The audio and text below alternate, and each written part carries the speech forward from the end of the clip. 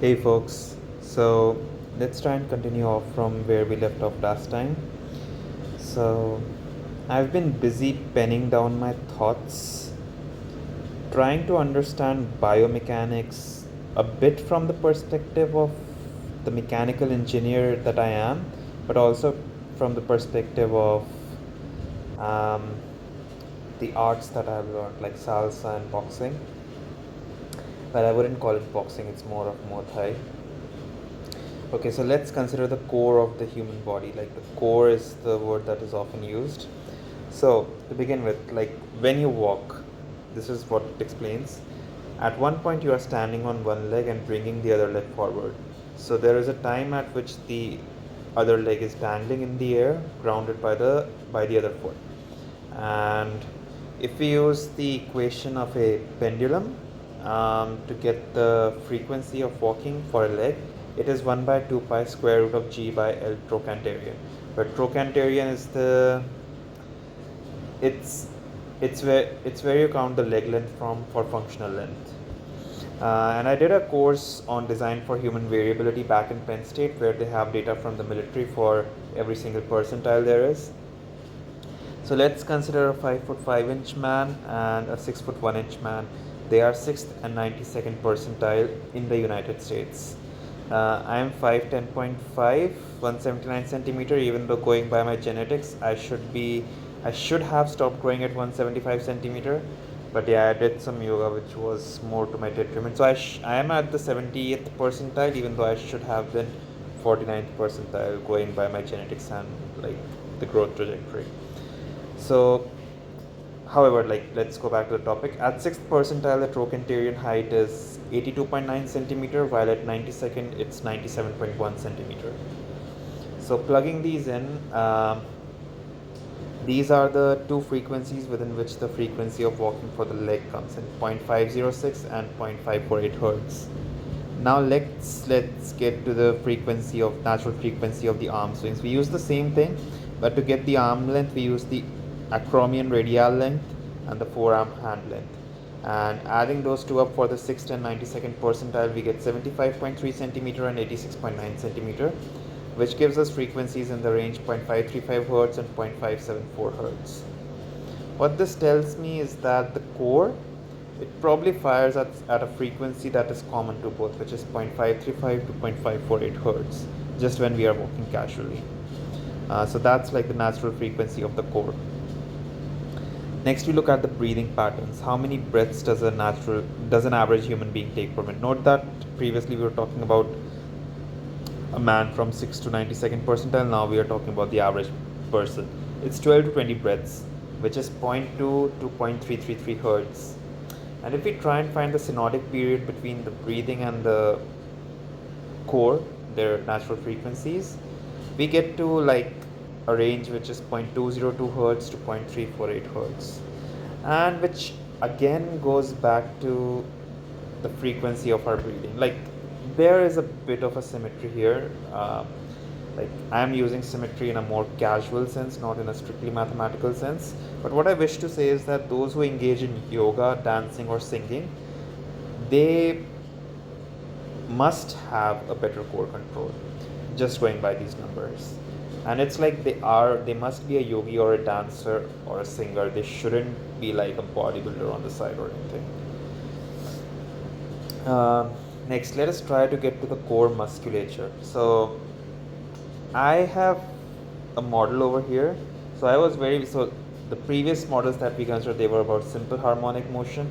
So here I try to put a mass in between and three springs at 120 degrees angle, and giving it a displacement in the polar coordinates by r theta.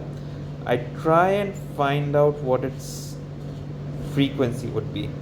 Sorry, I went the wrong direction. But what it comes down to is 1 by 2 pi square root of 3k by 2m. It's a standard derivation that is covered in like again JE prep, but also high school a bit. But here's the thing, we could take 3 springs, or I could take 4 springs at 90 degrees. If I take 4 springs at 90 degree, instead of 3 by 2, I would get a 2 within the square root. The thing is, this is like a 2D model, so it's a bit ambiguous. But what it hints at is that there is a sacred geometry to what we call the core musculature, or what is also known as fascia. So here I'm not talking about the abs, but the entire core that pervades the body, which is also called the fascia. And the sacred geometry associated with that would be what I call denolate tetrahedralization. So these are tetrahedrons. I have taken courses on like finite elements, especially for solids, like that's where it's used. But here's the thing. So Delaunay triangulate tetrahedralization is like you are dividing like a solid mass, you are dividing it into tetrahedrons in a certain way such that a certain criteria is specified. But it also has a dual. So you take the circumcenter of every single tetrahedron and then you draw its Voronoi diagram. But what we consider over here is you take the circumcenter and connect it to the edges of the to the vertices of the tetrahedron. The circumcenter has a mass, and all the other lines that you draw, those are like springs. Springs could be replaced by spring dampers.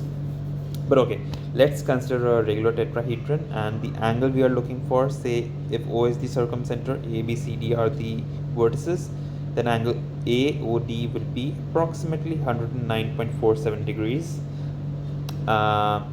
So how much does the spring OD account for if the displacement is in the direction of OD?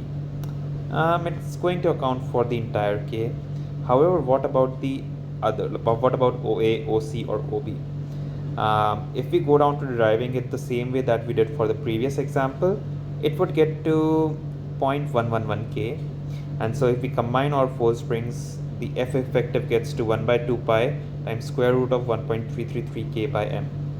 And so here's the thing, we have the formula, but then I go on Google search and try and find certain graphs or images to find the muscle firing rate. And the rates they studied ranged from 10 hertz to 100 hertz. And based on these, I get the K by M values as around 3000 Newton per meter kilogram, or about 300,000 Newton per meter kilogram, which is a lot. And if we compare these to the values of the mass of a car or the stiffness of a car suspension, they are way too high, which implies that this model of fascia or the core musculature, it only applies to the interface between neurons and the core musculature.